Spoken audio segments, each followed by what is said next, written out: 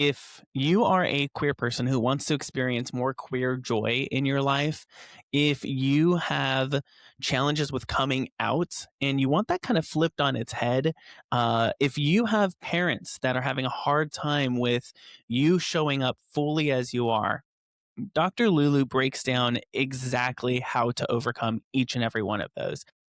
Dr. Lulu is an incredible queer Black woman who has done the work. She has identified where her own biases are with her own trans daughter coming out, but also her own identity with being a lesbian who also liked boys, to realizing what bisexuality was, to then discovering she's pansexual. And so, if you are a queer person who just wants to have some real practical resources on how to navigate all of the challenging things that can come up as a queer person, you're in for a treat. This is Proud to Lead. There was something that you shared in your TED Talks that was so powerful for me listening to it as a bisexual man, and it was the idea that coming out places the burden on the wrong person, and instead of thinking about coming out, thinking more in terms of how do we create an environment where you're welcomed in and you're invited in. And there was like this like relief I automatically felt of, oh, that's so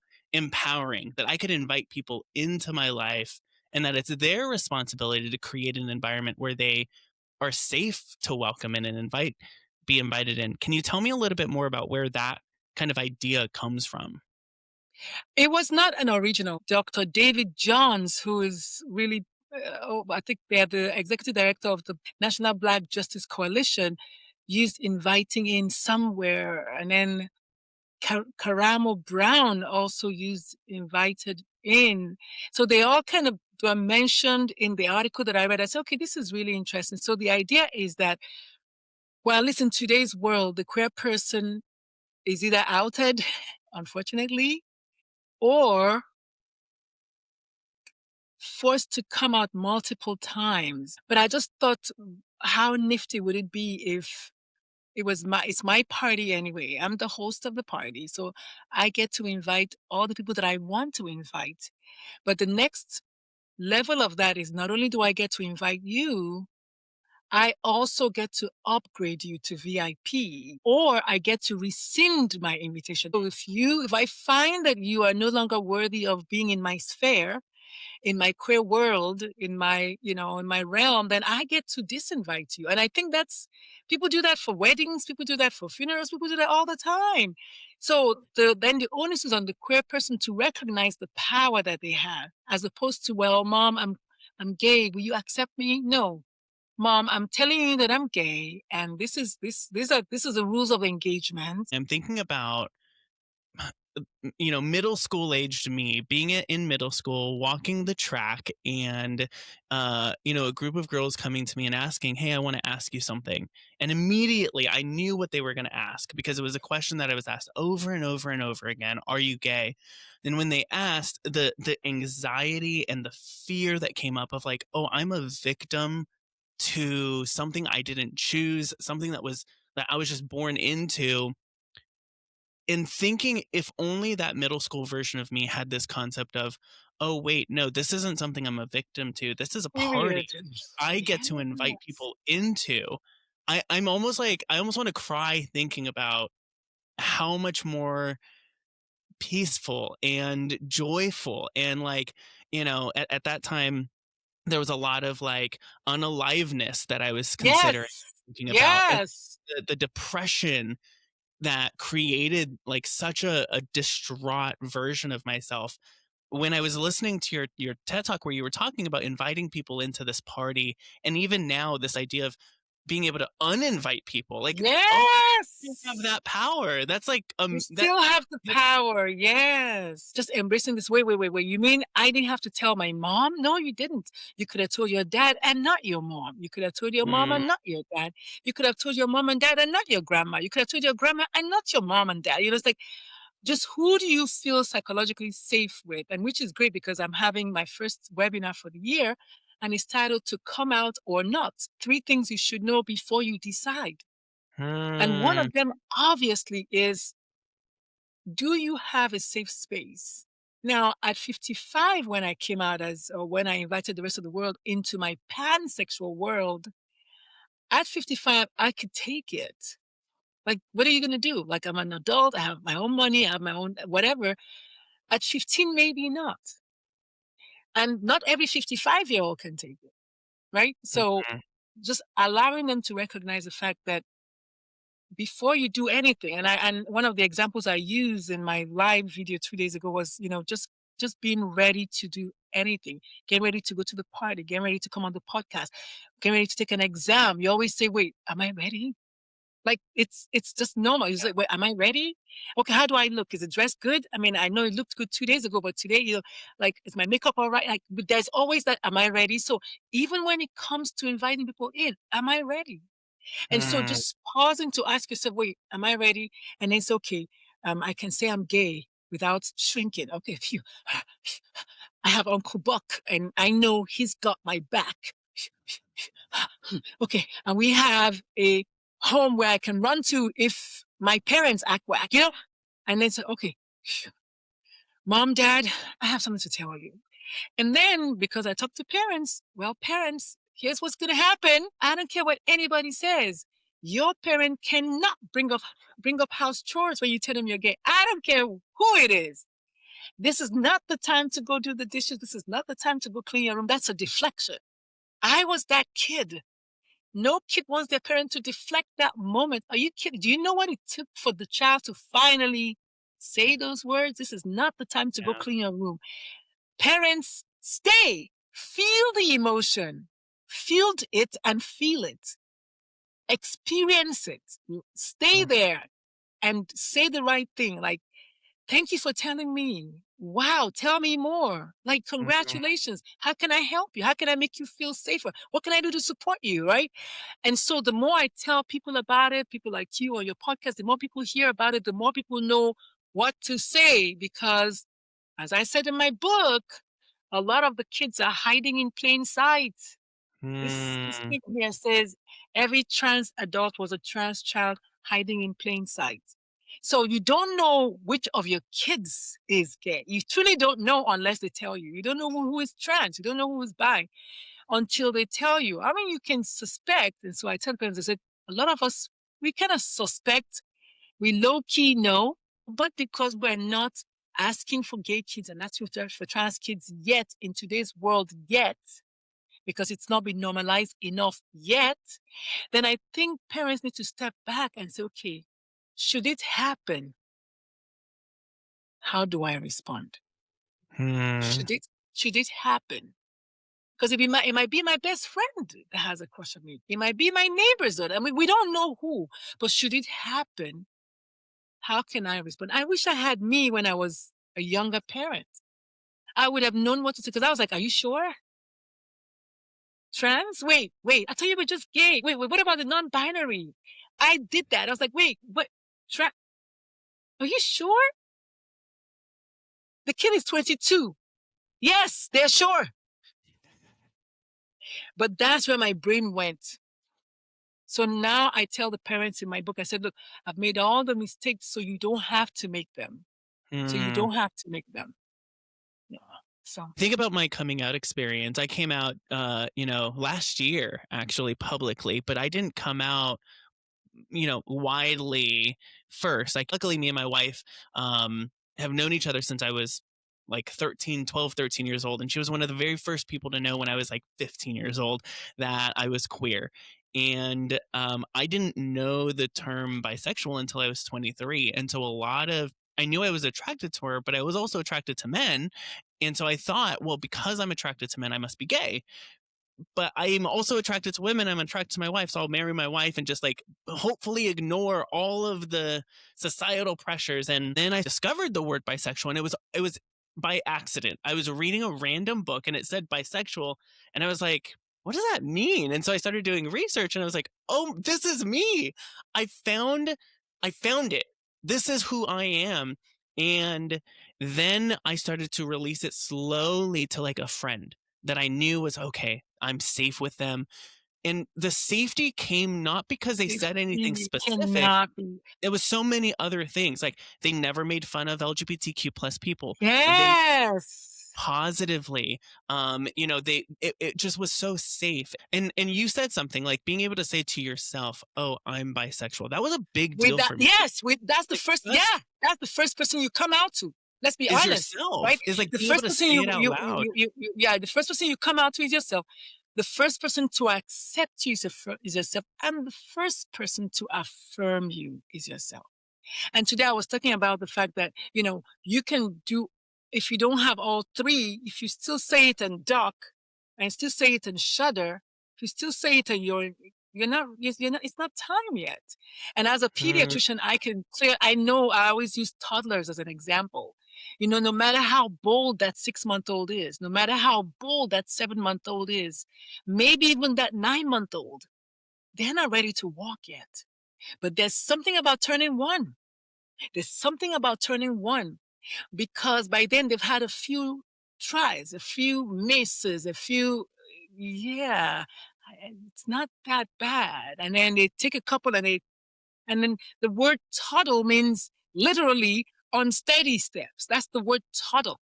And then they fall and then look around. Nobody's looking good. Okay, let me get up and try again. And then one day they took off and they ran across the room. But it didn't begin the day they walked. And the parents were like, oh my God, he walked. No, no, honey, listen. He had to stand, right? And he's been yeah, walking, you him walking this whole time. So he's been walking, just not independently. And so it's yeah, all a process. So and sometimes I sit down and I think, and I just think about my life, and I'm like, wow. When they say everything happens for you, it's not a joke. Because if I wasn't a pediatrician, I wouldn't have that example. If I wasn't a pediatrician, I wouldn't know that all kids know their gender identity at 2. If I wasn't a pediatrician, I wouldn't know so many things. I'm like, I needed to be a physician before becoming an educator. I just needed that. And then today, I'm like one of one, which is what I told Oprah. I said, I'm N of one. I don't know any other physician who is teaching other physicians this. yeah. Yeah, So I needed So to be powerful. queer. I needed to come out first at 9 to myself, and then at 11, very unsure, to my aunt, and she was like, "Oh, you're going to hell." And I ran back into the closet. I was like, "Oh my God, I don't want to go to hell. I'm Catholic." And then I Yeah, tiptoed out at 16, and my dad said, "Oh, it's a phase." And I ran back into the closet. I was like, "Oh, if it's a phase, then my dad is right." And then at 22, I tiptoed out in medical school when the word, because I went to an all-girls school, and I was like, "Okay, I'm a lesbian, but why do I like boys?" Because that's not what lesbian is. But okay, I guess I'm a lesbian who likes boys. And literally, that was my terminology. And then at medical school, I heard the term bisexual. That's me. But what is this about being mental illness? Oh no. Oh, I'm not that. I'm not mentally ill. And so I stayed hiding in plain sight. Stayed hiding in plain sight. And then when I was married to my ex-husband, I was just living a heterosexual life because that's what I was like, okay, fine, fine. I'm just fine. I'm going to do this. But the whole time I knew I wasn't. And then I met my friend Keisha, and she was my running partner. And I just had the crush of life on her. And she was happily married to her husband. So I couldn't tell her anything. I just stayed until after the divorce. Then I met my ex wife. And then I was like, oh, phew, okay. Okay, well, I still have a crush on, okay, so this is okay, so okay. So yeah, I guess I am bisexual. And then I met this lady after my divorce, and I was like, "Wait, what do you mean you're trans? What do you mean?" She's like, "Oh, I'm trans." I said, "How can you be trans? I love you." She was like, "Yeah, but I'm trans." We didn't have a relationship, but I just had like this crush on her. I was like, "You can't be trans." She's like, "Yeah, well, I'm trans. I mean, I don't know. Maybe you don't really like me." I said, "No, no, no, I do. I gotta have I have a crush on you. I want to go out with you. Like, I want to do you right now." She was like, "Yeah, well, I'm trans." And then I was like, "Okay." And then that passed away, passed rather. And then I met this other guy. I was like, "Oh my God, he is so hot." Like, oh my God. And then we go to DC to, I was like, "Wait, what are you doing here? Why are you here to testify about transgender people?" And he was like, "Because I'm trans, you?" I was like, wait, forget about me. What did you say? He was like, "I'm trans." I was like, "Well, how do I have a crush on you?" Okay, wait. Pansexual? Oh. Oh. Oh! At 55. So I tell people all the time that it's a continuum. We're just becoming. Nobody has gotten there yet. And that's why my friend Holly came out after 39 years of married to her wife as a trans woman. 39 years of being married to her wife. She came out as a trans woman at like 69 or something. So it's a continuum. And it's so beautiful. If more people would just allow themselves just be. And that's why I say that most intense homophobes are closeted.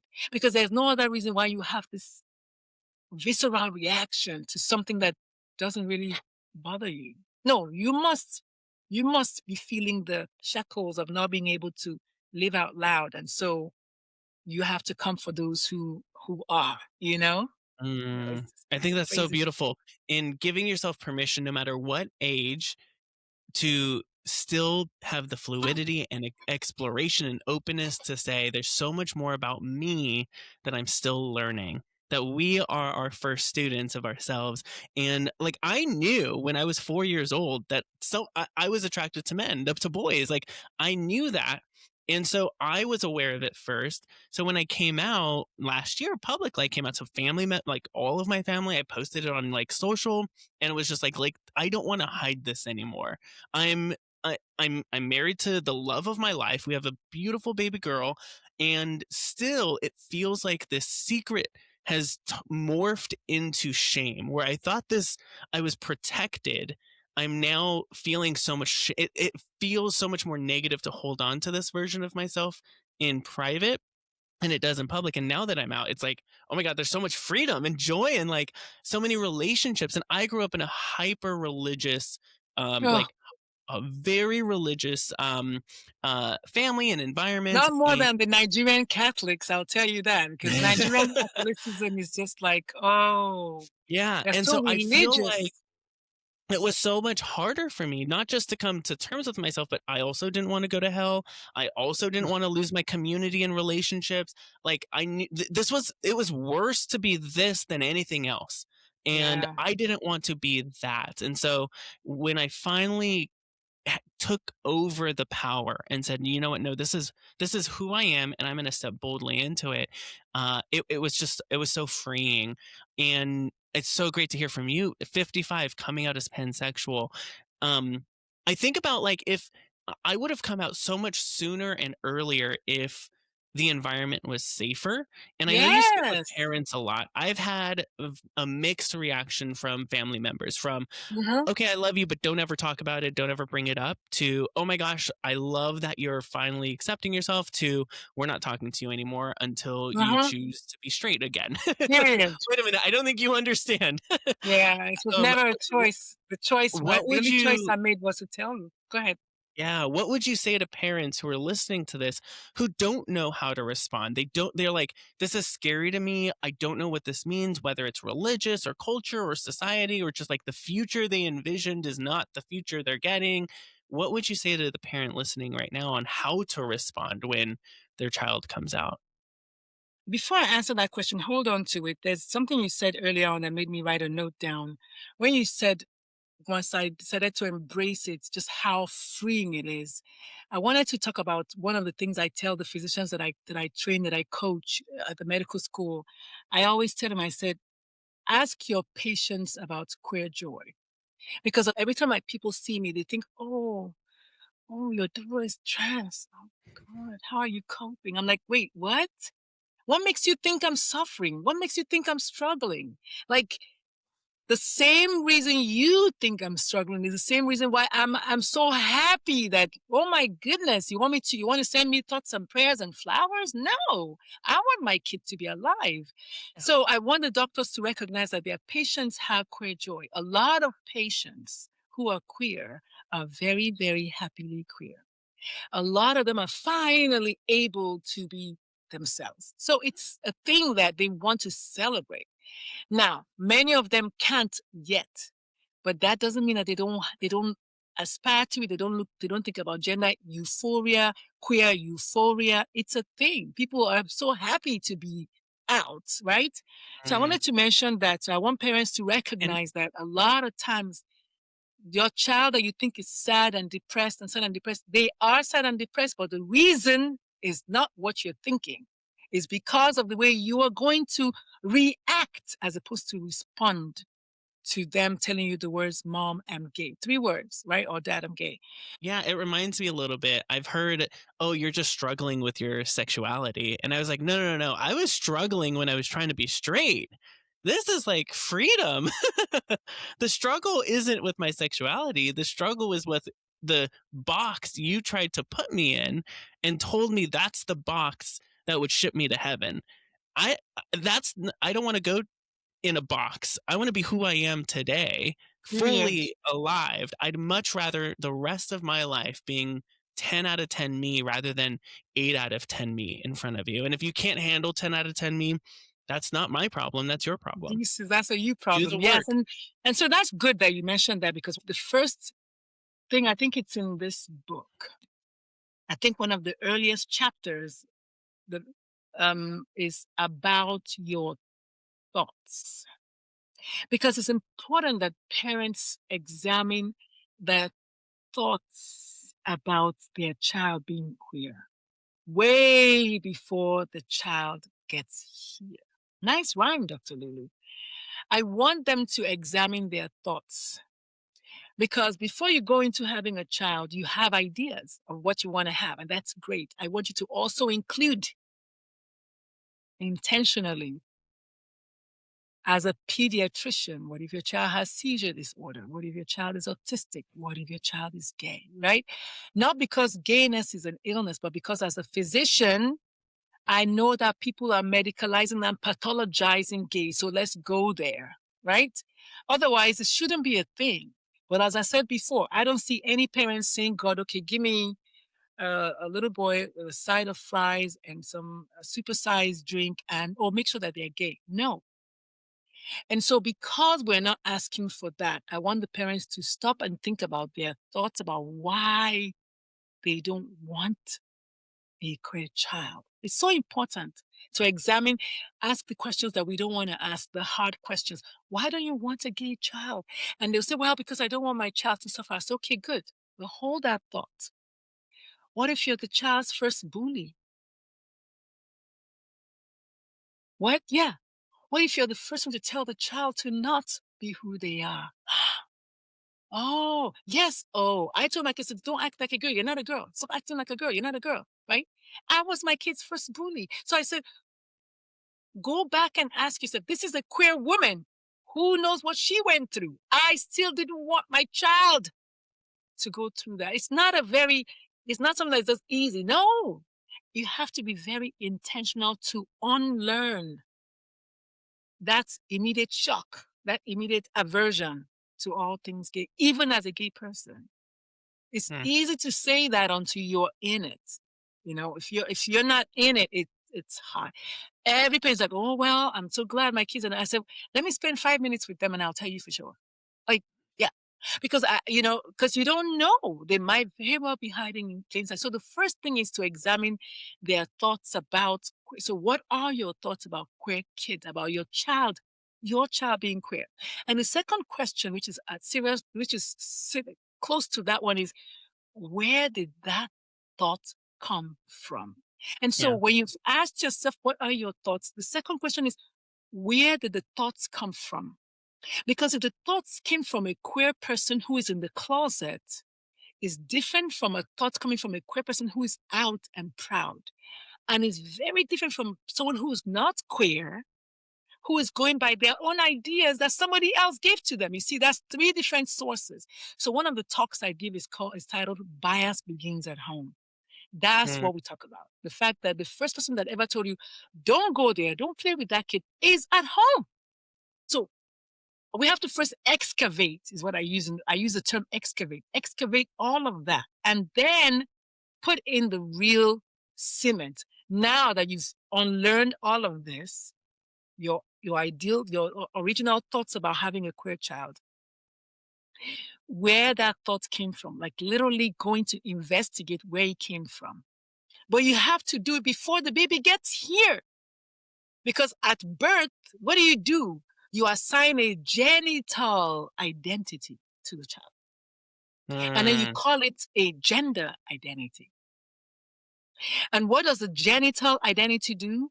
The genital identity forces you to assign a gender role to the child.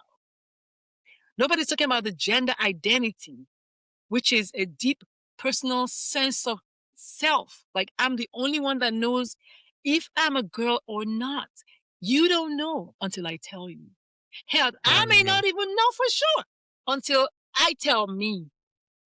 And so the reason we have to do it before the baby gets here, because when the baby gets here, we're giving the baby a genital identity and attaching a gender role to it immediately. Here, take these blue jerseys and basketball or whatever at birth. And so by the time the kid is 2, which is the age where the very first time they begin to really know and attach their brain to their gender identity, between 2 and 3, if you have a cisgender girl, she say I'm a girl. You have a cisgender boy, he's going to say I'm a boy. Cisgender, that's what I'm talking about.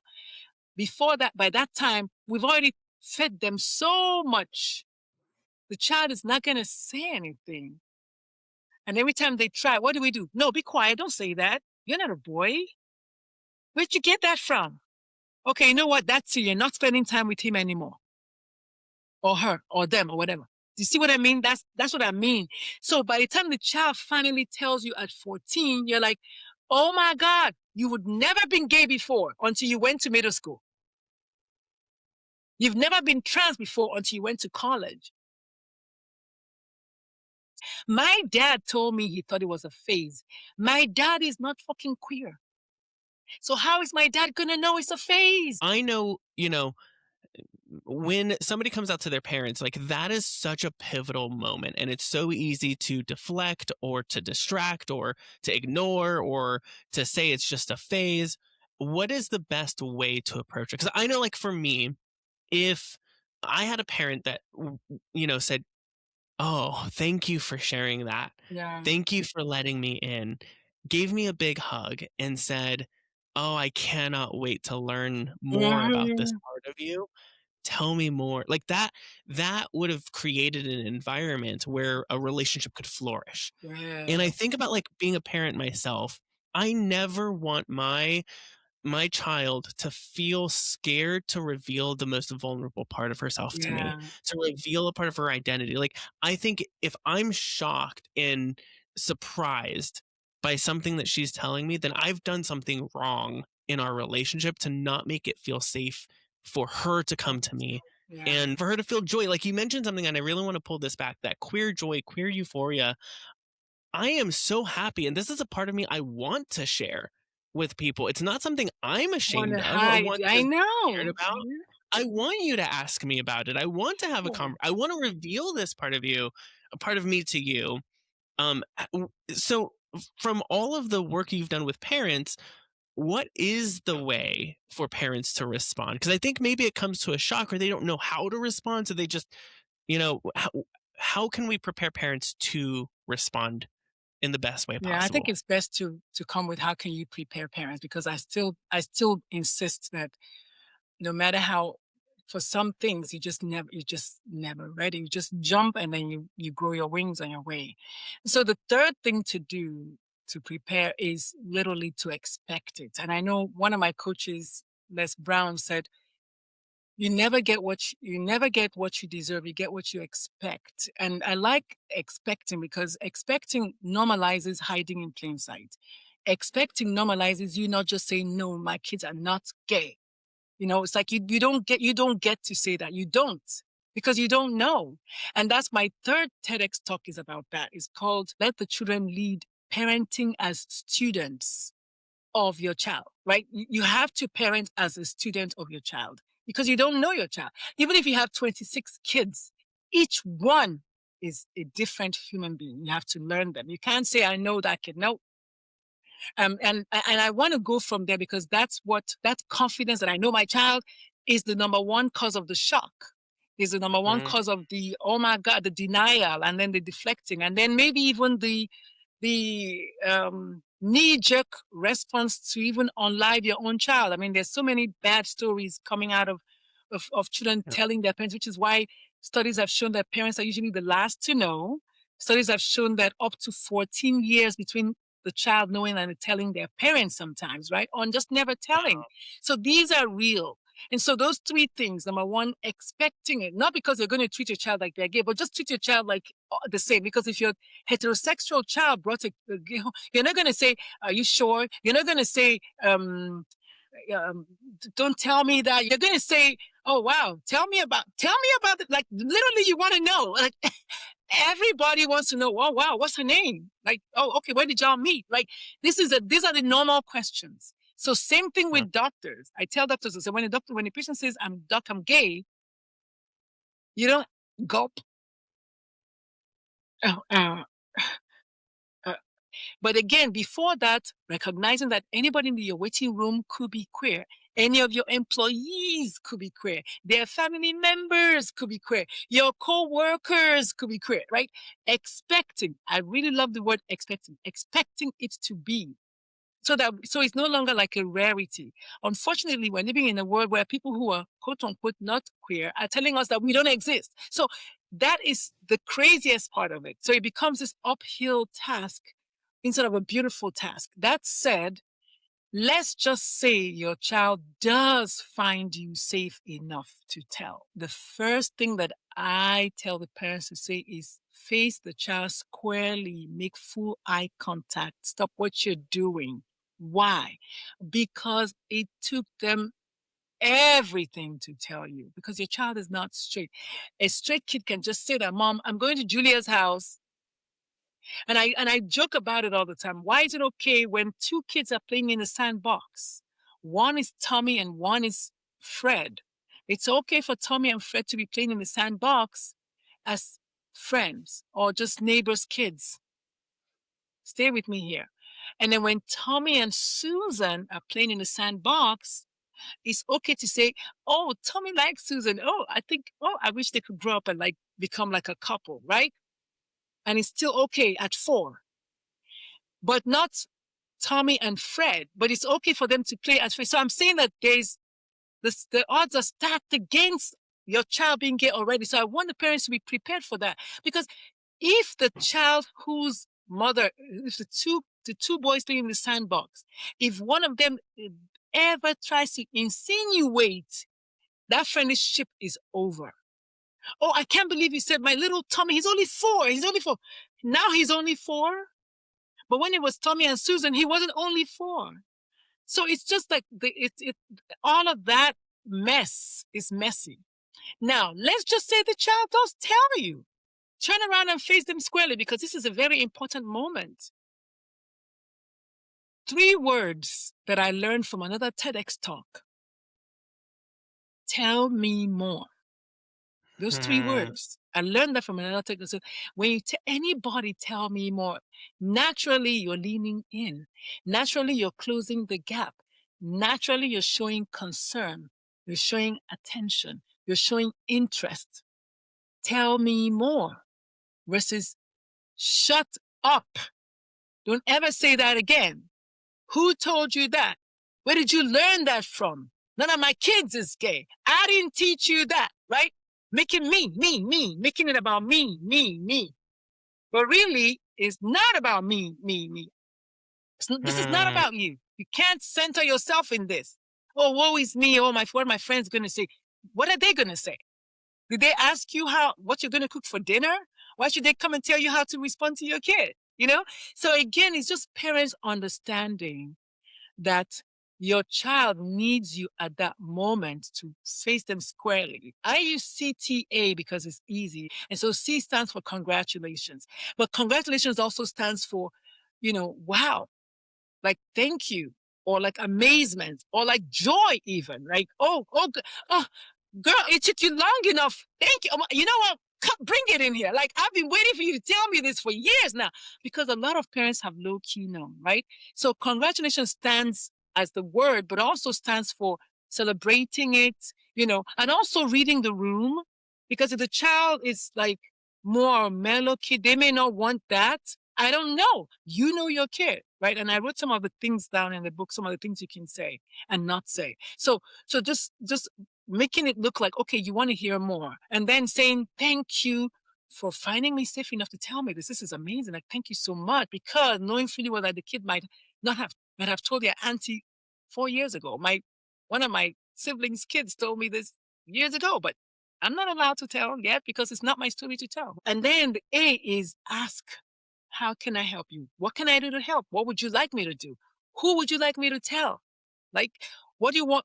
Is this okay to share at Thanksgiving? I mean, you want to ask the questions that matter versus where did you learn it from? Who told you were gay? Like, who told you that? Like, you are not gay. Like, trying to argue with someone who's 22 that they're not. Yeah, that's not.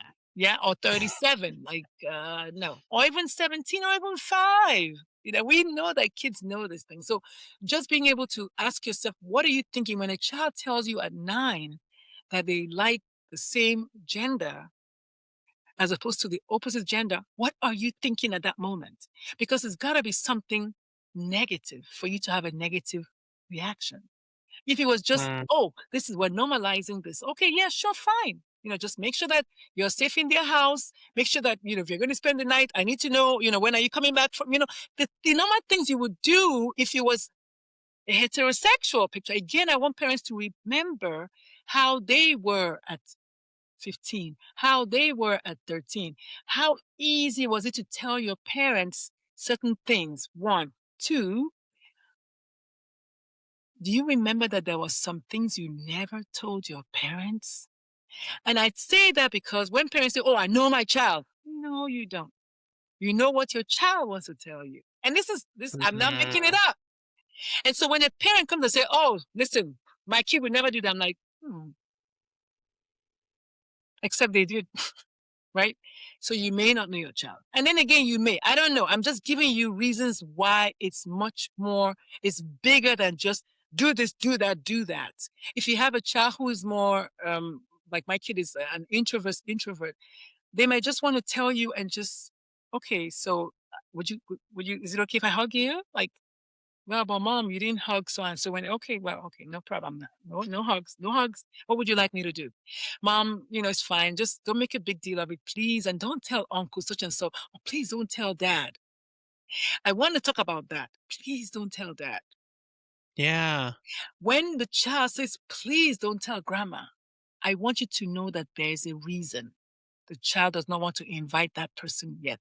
That person has not earned that. That child does not feel safe yet. I don't care if you're sleeping with them. I don't care if you're fucking them at night. The child said, please don't tell that for a reason. And don't tell me we don't keep secrets because that's not true. Because I know you bought a pair of red shoes last week and you did not show it to your husband. So don't tell me that, right? So what you do rather is, oh, interesting. Can you please tell me more? Mom, I don't want to talk about it yet. Okay. Okay. Because what you don't want to do is shut the door and have your invitation rescinded. Okay, mom, that's it. It's not. Never telling you again. Like, you don't want that. Okay. All right. I'm not going to tell grandma and I'm not. I'm not. Mom, are you sure? Yes, I promise. Cross my heart. Okay, good. And maybe one day say, mom, you know how I told you not to tell dad a week ago? Here's why. Right? When they're ready. Here's why. Maybe you're walking down the street talking about chickens and crosses. And it's like, and that's why I didn't want you to tell. And then that's exactly why I didn't want you to tell dad. Maybe it's a year later. That's exactly why I didn't want you to tell dad. Because I heard him say, because I heard him watching, because I saw him do it. You don't know. That's exactly why I didn't want you to tell Aunt Susan, because I happen to know that Aunt Susan's kid is, and this is what the kid said about what you don't know. So just Mm. respecting the child's boundaries and being grateful for being invited in.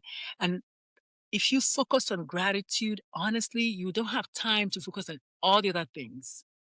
And just knowing that it will come in time or may never come. That's the child's story to tell. That's a child's story to tell. And it reminds me, it's their party to invite people into. It's not Mhm. your to invite people to. And as you're And it's talking, not I'm our thinking. party either. It's not our party. It's your party. Hmm. Makes a difference. And I'm thinking about all of the signals, like those subtle signals we were talking about that let people know you're safe. It's not just what you're saying, but it's also about the media you're consuming. Is the Yes. news you're consuming talking about LGBTQ plus people poorly, or is it open? Or is it Is the media voting for the wrong people? Like, we are don't you know what the voting kids for are people that watching. We don't know what the kids are watching you do. We don't know what they're seeing you do. It could be you voted. Maybe you said something sympathetic about someone that we, what? Oh, I'm never telling you. And then maybe I said, so dad, what did you mean? Oh, of course. I mean, I did it. Oh, okay. Well, X marks the spot, right? We don't yeah. know. So it's not just what you say, it's what you do, is your energy around it. Are you more sympathetic to people who are homophobic, even without saying anything? You know, your neighbors down the street have called somebody else a fag before. And then I hear you, I just see you shaking hands. Wait, what? So we don't know the reasons why. And that's why we must respect the child's boundaries. So you're very, very right about that. It's not just what the parents are saying. And I also think about like when I became a parent, there were a few thoughts going in my head about like, oh, I wonder what kind of parent I want to be. And I think that's the wrong question. I quickly realized not what kind of parent I want to be, but what kind of parent does my child need from me to be? It's how can I create an environment, a home, a parenting philosophy and idea that's going to allow them to flourish in life, not because it's what I needed, but it's because of what they need. What they need. And And I'll so, say that I love that. I love that line of thinking. And as a pediatrician and as just someone who always tries to poke holes in things, I also want the parents to allow themselves to have grace, mm, because you cannot, it's just not possible for anybody to be everything to somebody yeah. else, including your child. And I love your heart. I love that you love your kid, but I don't want you to put your expectations so high. Again, you get what you expect, right? And so high, and the kid is like, Dad, but I didn't ask you to do all that. And you're like, oh, but I thought, no, that was, you thought that. I didn't say Mm, that, right? Again, just, I say becoming a parenting as a student is, what I thought you were going to say is what kind of parent my child is going to teach me. Like, if my child is teaching it to me, wow. because I cannot know what the child needs until the child. So being a safe parent, that the child can come to me for any and every, now we're talking. And then being honest. You know what, Susan? Honestly, I don't know anything about that. Mm, I want parents to be okay saying, you know what, let me go learn about transness, because I don't know anything about it. I know there's a lot of things going on about it, so let me go learn about it. And sometimes, it depending on the age of the child, my kid sent me to something called the gender, I think it was called Gender Bible. So that was the name. Either Gender Bible or something online. It's like a Wikipedia kind of thing for gender identity. I was like, what? I never heard about that. So again, allowing the child to say, okay, mom, well, listen to this podcast, right? Read this book, right? This is called Gender Bible. I think that's the name. My mm. kid is 28 now, so we're talking about years ago. But I did. I looked at that book because this book took me almost 3 years to write. So I was on that page a lot, and then I learned what I thought I needed for the book, and then But yeah, allowing the child who is the authority in who they are to, maybe if they have the bandwidth to give resources. You see, it's a lot of ifs. In the meantime, you can go. And that actually brings us to the answer to your question. I have an ABCDEF of affirming your LGBTQ plus child, so that parents Mm. can understand. There's some tricks to it. If your child is 4, they can tell you the podcast to listen to. So the A is awareness. Honestly, awareness that your child, 3 A's, awareness that your child could be queer. Just allowing yourself to go there and just think about that. Think all the way to the third, fourth or fifth level of thinking. Okay, all right, phew. What if the child is gay? What if the child is gay? What if 5 ways, right? Okay. So awareness. And then B is believe them when they tell you that they are. I don't know any child in their normal mind today with the way the world is going. It's going to say, yes, yes, Lord, make me gay. Like, no. However, comma, if you find that you are, okay. So when I tell you, you need to believe me because I'm not going to why will I make of all the things I can make up? Be like, God, give me gay with a side of fries. No, it's just not a thing. But then if it is, then when I tell you, believe me. And then C is create a safe space in your heart first, which is where the thoughts, before the child is born, and then in your home, such that the child can invite you in. And the example I give is America's Top Model. When it first came out, everybody was still young then.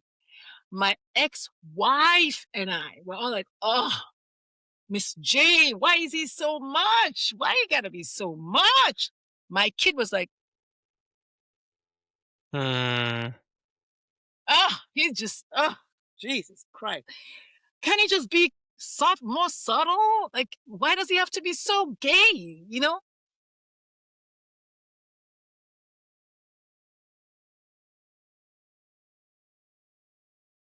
Right? The Wow. house was not safe. The kid said to me, Mom, I would have never, ever told you I was gay. I said, well, she said, because the house was not safe. You were openly homophobic. I'm like, well, yes, you and Auntie Linda. I'm like, oh, but openly homophobic in our Hmm. words. And we just thought it was funny. Oh, there he, oh, why, why you gotta be so gay? That's what we said all the time. And we're like, high five each other, like, oh, I know he's gonna probably do a split And I now, want to point out this would be you you know? and your ex-wife Yes! saying this. But, but, but, but this is what I mean by when people are indoctrinated on learning is not only for straight people. We have gay people who are openly transphobic. We have Yeah. gay people who are racist. We have, I mean, it's not me and my ex-wife only. The unlearning is real. The need to unlearn. But in that moment, we were not thinking anything about it. But the child was watching. And so were the siblings, by the way. It's not just kid. When I say bias begins at home, that's what I mean, right? All the messages we give that makes people make certain decisions about other people, split decisions. Oh, he's white, he's got to be racist. That's a learned behavior. No baby is born with that. Oh, he's black, he's got to Hmm. be beneath me. That's a learned behavior. No baby was born with that. And so again, when I come to like, how much time do you have? I'm not joking because it's a big, wide variety. And I'm not ashamed to talk about it because it's all part of learning. Once you recognize you own your story, I own it now. Yes, we were married together, we're happily married, which should have been an ideal example for my kid. Yet we were spewing this without even thinking about it. We were openly homophobic because we had our own internalized homophobia from being raised in Nigeria, in Africa, in a Catholic religion, and all that and all that. Even though we were a little out, we were not out enough, obviously, because we were not still safe for my kid. Hmm. Yes. And so, okay, we are at awareness, believe them, create a safe space. Hmm. What's next? The D is make a decision. Like decide today to affirm your child no matter what. You have to make that decision. Nobody can make it for you.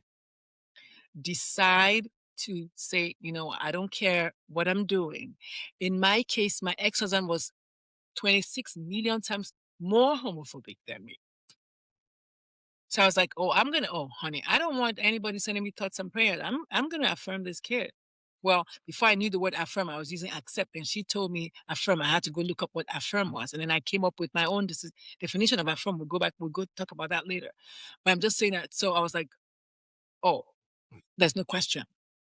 Oh, it's automatic. Oh, listen, this kid for sure.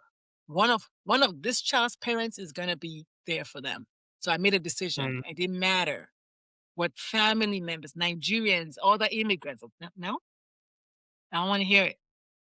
I don't want to hear it. This is my kid that I carry my stomach and I breastfeed. No. So decision, decide, and that's it. You don't decide wobbly. I saw a picture on social media recently. It was a butterfly and a caterpillar having tea. And the caterpillar said to the butterfly, "You've changed a lot. What did you take?" The butterfly said, "Decisions." That was it. That was wow. it. The butterfly said, "I'm going to become, but I'm not going to be a worm. No, for the whole rest of no. I'm going to do what it takes to Mm, become a butterfly." So I want the parents to decide. And then E is educate yourself, right? You got to empower yourself with education. So again, don't expect your 4-year-old child, in case it's 4. I don't know how old the kid is going to be when they tell you, even if they're 8. In my case, I was 9 when I knew, and then I told my aunt at 11. An 11-year-old child should not be educating you, right? You can educate yourself. This is 2029. Like, you have access to the internet. And so educate yourself. So empower yourself through education. Learn everything you can about queerness. Because one of my co-hosts of my podcast, she had 2 trans sons. mm, 2 trans sons. I know people who have 1 queer son, 1 gay son, 1 trans kid, 1 non-binary. Educate yourself. 1 lesbian. I don't know. We don't know the combination, right? Educate yourself about queerness. And then F is find community. Find other parents. Find other doctors. That's what you would do anyway. If you're moving to Las Vegas, you're going to find people who live in Las Vegas. You're going to say, well, who all live in Las Tell me about it, right? You're going to do that. So find community so you can finish strong, right? Because you want to finish as the parent your kid will be proud of. mm, Nothing cooler than a child saying, my mom is cool. Or better still, other kids saying, wow, your mom is cool. So cool is spelled ABCDEF. And when I give talks to parents, when I get to F, I open it up and I say, okay, we're gonna go from the next letter alphabet. Let's start making up words. And G might be go vote for the right person, right? Right? H might be handle homophobia, right? I don't know, right? I mm, mean, so just like that. Right, just like that. We keep going. And then they realize that, wow, it's actually not that hard to affirm. No, it's not. You just have to mm. normalize it. You know what? What's really apparent is how much work you're willing to do, like internal work, and how much internal work you've done. Thank you for affirming me, because I have done a lot of work, because I obsess about this. I obsess about it because I know that there's so little knowledge about it. And I obsess about not just a child coming out to the parent, but also a parent coming out to the child, because we have parents who also find out that they're queer at 47 and at 97 or whatever age, right? Okay, because So I do want to I want to dive into that because yeah, one that's of a the reasons whole that's a it came whole out, thing that nobody wants to talk about. Nobody wants to touch. So yeah, one of the keynotes I give is called Queerness Through the Ages, right? I talk about how, mm, at 2 and at 4 and at 7 and at 8 and then 11, and what is it like all through the ages. I give that talk to family practice doctors because they see 0 to 99. So what they need to know, like, that 75-year-old might come out next week. one of the Like, reasons that "Ah, motivated me so much to come out so publicly was knowing that I didn't want to make it harder for me to come out to my daughter later. mm, She's 3 years old right now, and I wanted to normalize this conversation so that it's normal for her, and I can just make it a part of my parenting and not like this big sudden surprise I don't think there's a lot of conversation around that though There's of a not. Listen, parent. let me tell you something. I have a brand new queer book club, and the second book that we read, which was is titled "You Made a Fool of Death with Your Beauty" by Akweke Emezi, is a Nigerian queer author. In that book, one of the characters' father is bisexual, and the young man is 27 or 25, and is in extreme denial, and just this knee-jerk response about, "I know he's not gay. He's not gay." Like, it's also important that children don't hold their parents captive and lock their parents in the closet. Yeah, so that reminds me of what I wanted to Mm, say. What I wanted to say is, the more we normalize conversations about everybody can come out gay at any age, adult children can also begin to recognize that that's okay for their parents. And this is adult straight kids, right? That their parents could be gay. The same unlearning, because the same mm, message is in the society. It's in the air. It's like pollen. We're all exposed to it. The same messages. And so it's also okay for, and listen, the day I thought about that, I was like, what? So I quickly put it in my, as a chapter in my book, because I was like, I say that because as my kid was coming out, it gave me more courage to come out too. wow. And so I say that what I say to parents is, when your child comes out, you have to also come out. And you can come out as queer, or you can come out as an ally, but honey, you got to come out. Because allyship is not a subtle thing. It's a very active thing. You have to roll up your sleeves to come out as an ally. You have to stand up and be counted. This is not, you're not like, oh, I'm an ally. This is the back of my phone. It says visible ally on it. So I hold my phone Mm, like this so people can see I'm not one of those people. See. If I don't have my phone, you see me on my ear, something. Like so you have to come out as an advocate. You have to come out as an ally. You might even come out as an activist if you're like me, right? But come out you must.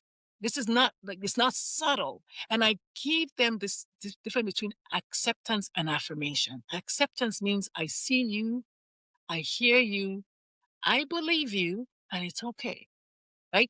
Go about your way, right? Affirmation is I see you, I hear you, I believe you, it's okay, and how can I fucking support you? Like, what can I do to make sure that everything I'm thinking, everything I'm saying, everything I'm doing is saying that you are who you say you are? That's affirmation. Is the next is 10 stories up, right? Because it takes it from just like passive. People that accept are like, yeah, yeah, I love the sin and I don't love the sin, or whatever bullshit that they say. And I'm 57, by the way. I cuss. I don't know if, if you, I I fucking cuss love it. because it's like, and I tell my kids, my own children, I say, look, it's like chicken. It's just a word. Just keep going. Like, it's just a word. Like, so it's like, you need to know that, oh yeah, I love my child, but I don't approve of, no, no, no, no. You don't get to love me conditionally. Like, only when the sun is out, but when the sun is not, no, you don't get to say, yeah, you love some of me, but not all of me. You can't love me in bits and pieces. You have to love all of me or none of me. And guess what? That's okay too, right? So one of the things I say about parenting, just fully, is when your child comes out, you have to also come out. I didn't say do it tomorrow. That's not what we're talking about here. Remember, we talked about all the things you have to do antes. If you're doing all those things antes, then by the time the kid gets here, you're like ready, right? As opposed to, oh my God. And the world is kind of taken from you, which is what happened to me. I was like, wait, trans, what? Everyone is going to think like I made the child gay. Everyone's going to think that I like da da da da. But I was thinking about everyone except the kid. I Hmm. was worried about everyone else except the kid. And yesterday, 2 days ago, I wrote a poem. Oh my God, you don't want to hear. The poem is titled "Today I'm Going to My Funeral," because I Hmm. went to bed last night and I didn't wake up. And so it starts by saying, today I'm going to my funeral because I went to bed last night, I didn't wake up. Today I'm going to my funeral because I'm nosy and I'm curious. And I've always been nosy and curious. And I want to know what people are going to say about me and things like that. Like, and I'm sitting in the front and then they pass me and I say, would they recognize me? And then I'm sitting in the middle and then I'm sitting at the back and I'm like, okay, I'm now sitting at the back. Everybody's passing me out the flowers. Can they even really recognize me? Like, all those times I was making myself smaller so that they would be comfortable. How many of them are going to say that? Like all the things I did, all the times I doubted myself, all the times I had curiosity, but I made a U-turn instead of being curious. I let myself shrink and all the things I wasn't enough. And oh my God, how many of them remember it? How many of them even came to my funeral that I thought I loved, that I thought I cared about? So it's a very long spoken word piece. I'm going to be doing that in May in New Jersey. I just wrote it 2 days ago. It scared me. I cried when I was reading. I was like, oh my God. Like when I was talking about my children, like will my kids know that I did everything so that they could do. Like I lived out loud so that they could live out loud. I had no excuse so that they will have no excuses. Like, do they even recognize that? Like, so it makes you just kind of like, wow, I'm at my own funeral. Like, who came? Who wore black and who didn't? Who's smiling and who, like after the casseroles have long gone, who's checking on my kid a year from now? Wow. Who's checking on my kid 2 years from now? Like what happened to my legacy? What's left of it, if any at all? Like, I was like, wow, what's happening? But the words just kept coming. So I just kept writing. Mm. That's what I'm talking about when your child tells you they're queer. It's not about this moment. It's about when you go out tomorrow and you're talking to Susan and Susan says, oh, it's the gays again. What do you say? That's how I know if you're an ally or not. That's how I know if you're just accepting or from if Susan, no, no, Susan, no, no, no, no, no. Susan, you know what? You can't say that. Why? Well, tell me why you said that. Challenge them. Wait, wait, wait, wait. I thought you were like, no, no, that's before my kid told me. If your kid says it's okay to tell, right? Or that's before I knew better. Like you don't have to out your kid. You can just say that's before I knew better. Now I know better. Wait, are you one of them? Maybe I am. If I am, what? Like, be ready for that. Let's be my new Mm. friends. Okay, well, I'm sorry. Okay. I just don't want you saying stuff about people that you don't know because what did the gay person do to you? Like literally, when you unlearn, you can come out fully, right? Before that, you're like, but when your child is facing the big S word, there's no time for you to be condoning people that no. And your child needs to hear you defending them because now they'll wait, mom, didn't you hear what she said? They're like, yeah, but what? Because you might be the only safe person for their own child. That's what I'm talking about here. So allyship is like a ripple effect. It's multiplied. So I came up with a whole mathematical equation for affirmation. I said it was affirmation equals acceptance plus um plus allyship multiplied by advocacy or something crazy like that. I was like, no, no, affirmation is acceptance plus allyship times advocacy. Like it's like you have to really like be out there now because this is no longer them. It's us now. It's us. And I think one of the big ideas that I love you bring into the table is the idea that allyship is not silence, Mm-mm. and that silence isn't neutral. Like it's not just not saying something; it is actively saying, "I support, I stand for, I fight for. I, I am a safe person." You have to say that, Yeah. otherwise, the message doesn't get through, No. and you don't make progress. No, you don't. We don't. And all of us don't. We all stop. And that silence is not neutral is huge in the medical field because medicine is fundamentally patriarchal, it's fundamentally homophobic, it's fundamentally colonial, right? Hmm. It's the in medical textbooks. The average person is a 70 kg man. The adult patient in medical textbooks is a 70 kilogram man. Well, Wow. that man is not a trans man. The average trans men are not average. I'm not saying that they're no outliers, right? What about me? I'm not a 70 kg man. It's patriarchal.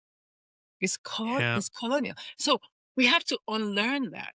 Unlearn the fact that in medical schools, no one is being taught about LGBTQ plus. And one of my friends said, when I asked them, what if they learn it, they said, yes, I learned it as part of my difficult patients program. Classes. I'm like, Wow. yes, Wow.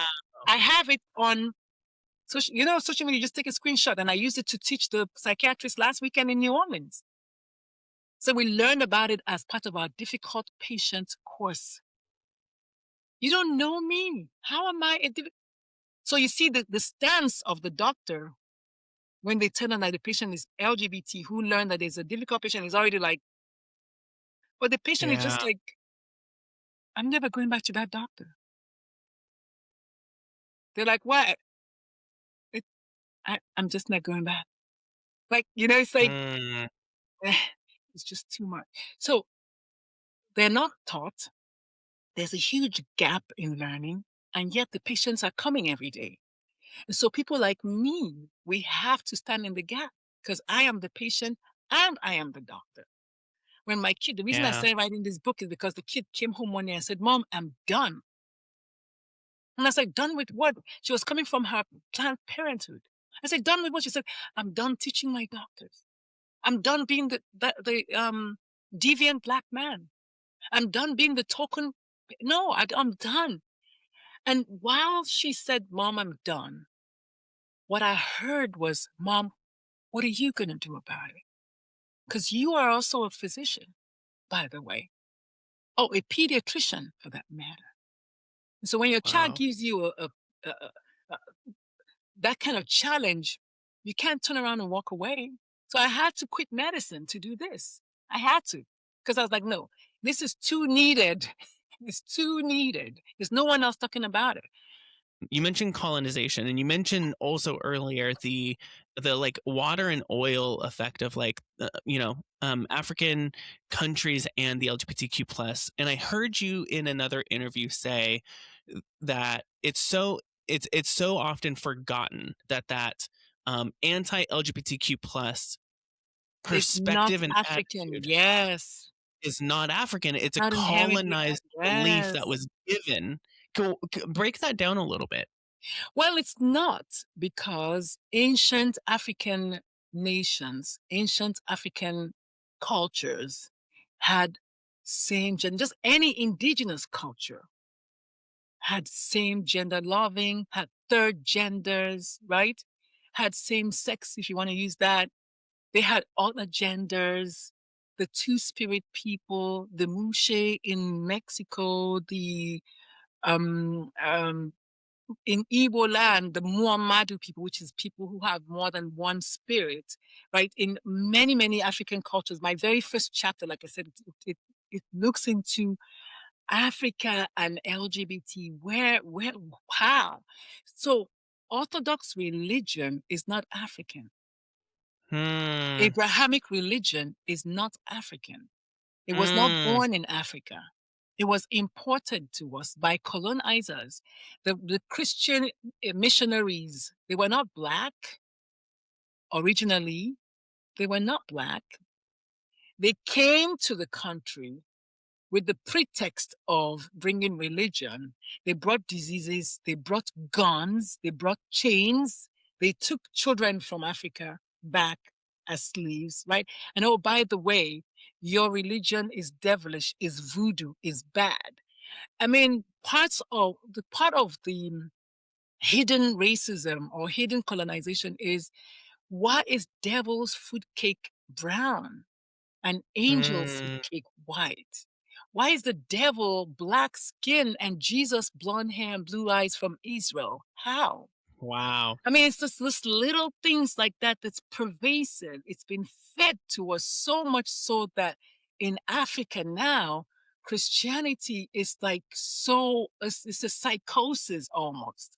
And you and I Yeah. know that if truly Christianity was the solution, we shouldn't have any more problems. Look how long it's been in existence. And yet, many times I look at my news and look at my phone, I see yet another Republican pastor pedophile. Yet another, almost every day. I'm Yeah. not making this stuff up. Yeah. I think And I read a statistic go that ahead. said you're more likely to be sexually assaulted by within your church Mhm. than ever at a drag story reading. We have Yeah. look at the part where colonization is still so heavy and certain really Abrahamic religion is what my kid called it in one of my books. He said it was Yeah. Abrahamic religion because that's the one that says that there's one God, right? And my dad, which is very funny, I asked my dad one time, I said, "So, Daddy, when you think about the concept of God, what do you see?" And my dad said, a white man. And I love him so much. And I was like, "But Daddy, you're made in God's image. How is it white?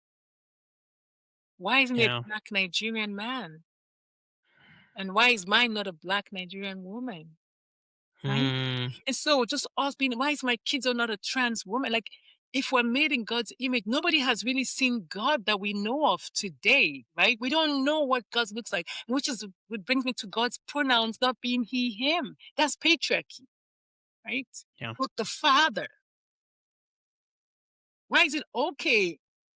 Why is that? Why is it okay for the Ten Commandments to say, "Thou shalt not commit adultery," and doesn't say, "Thou shalt not be homophobic"? Yet we have adulterers, but we don't want homo. It's like, what are we talking about here? Like, Yeah. yeah, So good. Um, well, Dr. Lulu, this has been, I mean, incredible. I think there's a lot of our viewers who are within the LGBTQ plus community. They're queer, they're parents who are trying to figure out how do I respond. And I think there's been so much helpful information here. my next book is titled "First Do No Further Harm," and that's for doctors. I cannot wait. That's coming out in Hmm. June. "First Do No Further Harm" is actually for, even though it's our oath, but everyone needs to be aware of the fact that we cannot do any more further harm to anyone, Yeah. so we can take it bigger, right? And if I may, I would just like to mention that Please one of do. the things I do with the queer community is as a life coach is help them with their journey of either inviting people in or relationships or just living life, just being able to advocate for themselves as a doctor. If it's their family members that need support on how to support them, I can do that. So my practice is called the Lulu's Mhm. Pride Corner, and we have three major branches: the queer person themselves, their parents or support members, and then physicians as an educator, as a professor in medical school. We need to do Mm, that. So I want people to know that there are people like me, and my job is to stand between their regular doctor and their psychiatrist because honestly, there's no diagnosis. Being queer is not a diagnosis. It's not a problem that needs to be fixed. It's not. yeah, And so we should not be seeing a doctor for queerness, right? yeah, But if you're queer and you're stuck trying to figure out life, you can come to someone who has lived experience, right? And can maybe help you figure out exactly why you're stuck and what really the problem is. Because most times they think if I can just make a decision, but the truth is they've just been carrying it for such a long time by themselves. They just need a safe space to offload, to actually like look mm, at the what's happening and what are the facts and what are we making those facts mean, because a lot of times that's where the problem is, right? You have a situation here and then you make it mean something else. My child is gay, so that means I'm a bad parent. That's not true, but yeah, that's what people make it mean. My child is mm, gay, so that means I can't have grandkids. That's not true. So again, what are you making your child is gay mean? My child is gay. That means whatever X is, let's solve for that X. And again, going so back good. to what is the thought? Where did the thought come from? And is it even true that gay people can have kids? Hmm.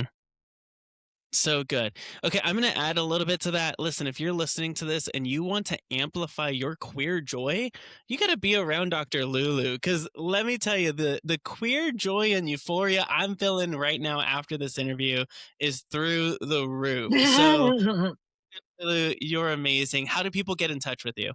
So on Instagram is at Coach Udaku. Udaku's Udaku. And I think that's the same thing on Threads, which is where we met, which is so good. Yeah. And then on Facebook is Udaku, which is the name that my grandmother used to call me, Lulu, and then my government name, which is my last name, Ume. So for those who know me as Dr. Ume as a physician, those who know me as Dr. Lulu, or those who know me as Coach Udaku, they can find me on Facebook. On LinkedIn, which is where I like to hang out a lot more, is just Dr. Lulu. If you type in Dr. Lulu, if you Google Dr. Lulu pediatrician, you will see everything about me, all my interviews and all the things. Dr. Lulu, thank you so much for being on the show. All of the details and links that we mentioned will be in the description below. Thank you so much, Dr. Lulu. You're very welcome. As you know, I'm on a mission to expand what it means to be LGBTQ plus in leadership positions. One way you can help is by subscribing to this channel. By subscribing, you make our content more visible and get it in front of the right people. Thank you so much for spending time with me today. Proud to lead. Proud to Lead is produced by Next Step Social and Podcasting. Thank you to everyone who made this episode possible. For more information, visit nextstepsocial.com/proudtolead.